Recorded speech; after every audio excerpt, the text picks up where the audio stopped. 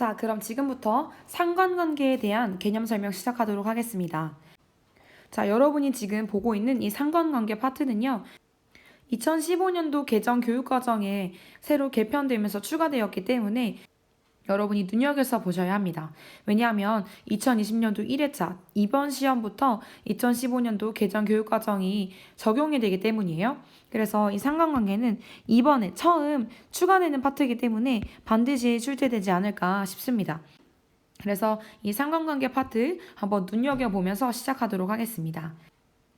가장 기본적인 내용으로 구성되어 있으니까 또 그리고 길이도 짧고요. 여러분 걱정하지 마시고 한번 시작해 보겠습니다. 자, 우리가 먼저 봐야 할 개념은 산점도인데요. 자, 산점도가 무엇이냐? 자, 우리 낱말의 뜻을 한번 생각해 볼게요.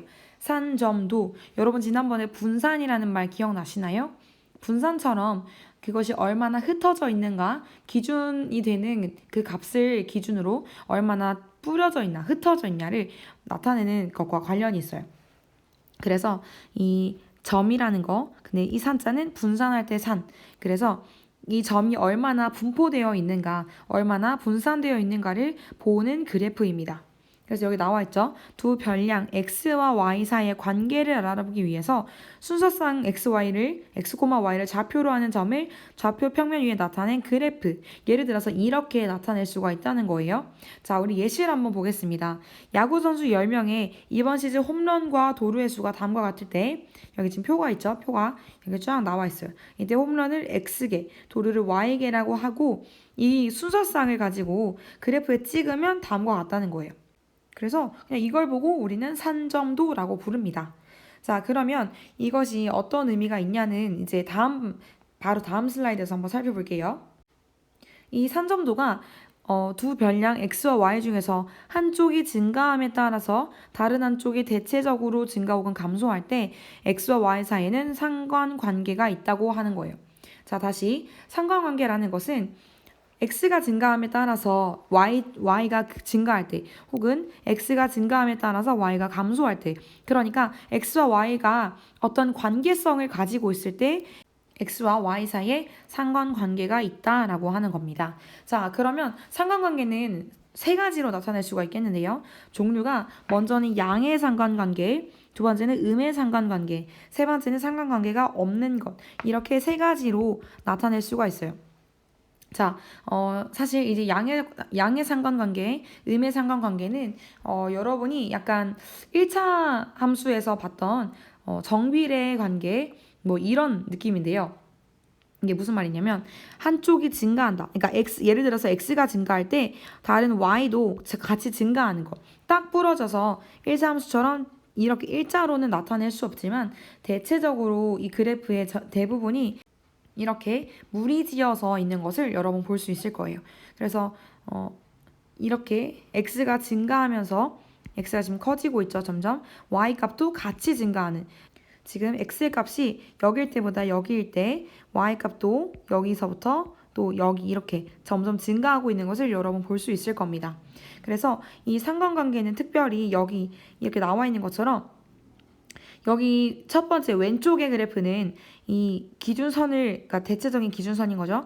여기 기준으로 조금 더 흩어져 있다면 오른쪽으로 갈수록 더 촘촘하게 모여져 있는 것을 여러분 볼 수 있을 거예요.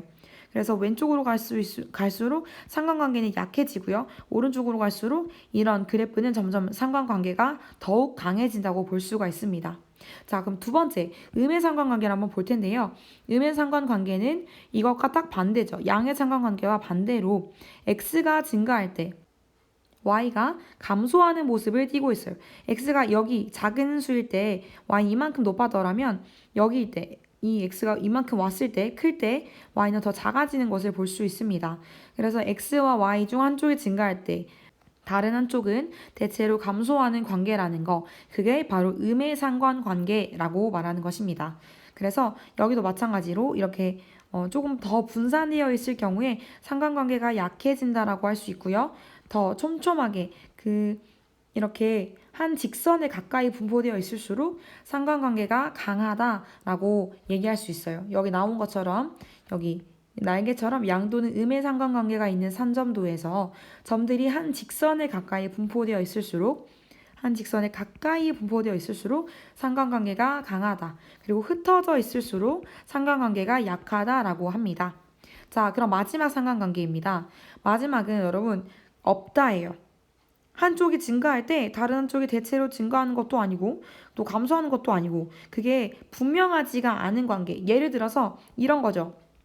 x는 증가하고 있어요. 증가하고 있어요. 근데 y의 값은 그렇게 변화가 없어. 자, 마찬가지 여기도 x의 값이 y 값을 한번 봅시다. y가 점점 증가하고 있어요. 그런데 x 값은 별로 차이가 없어. 여기도 이거는 뭐 그냥 진짜 그냥 덩어리죠. 뭐 x가 어떻고 y가 어떻고 간에 별로 그렇게 관계가 없어요. 이건 어떻게 뭐 분명하게 말할 수가 없습니다. 자, 그렇다면 이제 이 상관관계에 대한 예시를 같이 한번 볼 텐데요. 이것들이 이제 여러분 문제 풀면 문제로 나올 만한 유형이에요. 봐 보세요.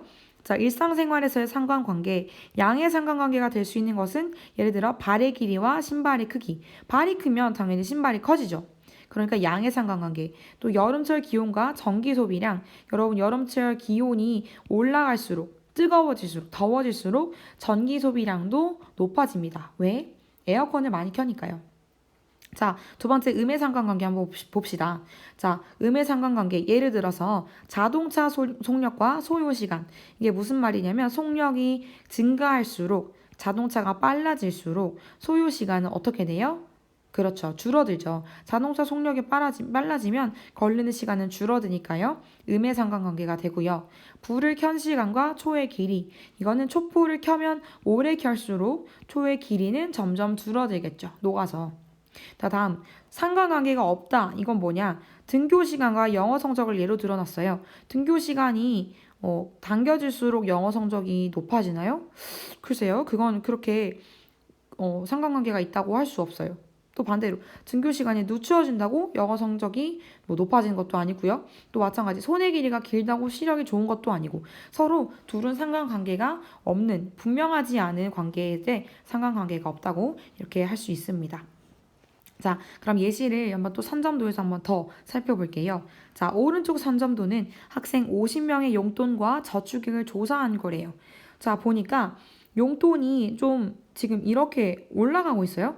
용돈이 높아질수록 많아질수록 저축액도 대부분 점점 높아지고 있는 모습들을 보입니다. 그래서 용돈과 저축액 사이의 상관관계는 양의 상관관계라고 할 수가 있습니다. 자, 특별히 그리고 이 점들을 각각 살펴봤을 때 A, B, C, D, E에 해당하는 학생들 중에서 특별히 용돈에 비해서 저축액이 많은 학생을 한번 볼까요? 자, A는 지금 용돈이 작아요. 저축액도 그렇게 높진 않아요. 그런데 지금 B를 보니까 B는 또 용돈이 조금 늘어났지만 저축액은 오히려 줄었어요. E를 보니까 용돈이 늘었고 저축액은 또 A랑 비슷해요. 그런데 지금 특별히 용돈에 비해서 저축액이 많은 학생이라고 했어요. C를 보니까 용돈은 그렇게 많지 않지요. 그죠? 근데 저축액은 굉장히 높아요. 그래서 D랑 또 비교했을 때 D는 용돈도 많고 저축액도 많은 반면 C는 용돈에 비해서 저축액이 많은 학생이다. 이런 것들을 여러분이 해석해낼 수 있어야 합니다. 자, 그래서 여기까지가 이제 상관관계에 대한 개념 설명이었는데요. 여러분 별로 그렇게 복잡하거나 어려운 개념은 없을 거예요. 근데 이게 어쨌든 이번 해에 올해 처음 추가돼서 나오는 그런 파트이기 때문에 여러분이 문제를 풀어보면서 또 익히는 시간 필요하겠습니다. 그래서 개념은 여기까지고요. 여러분 문제 풀어보시고 문제풀이 강의에서 한번 보도록 하겠습니다. 수고하셨습니다.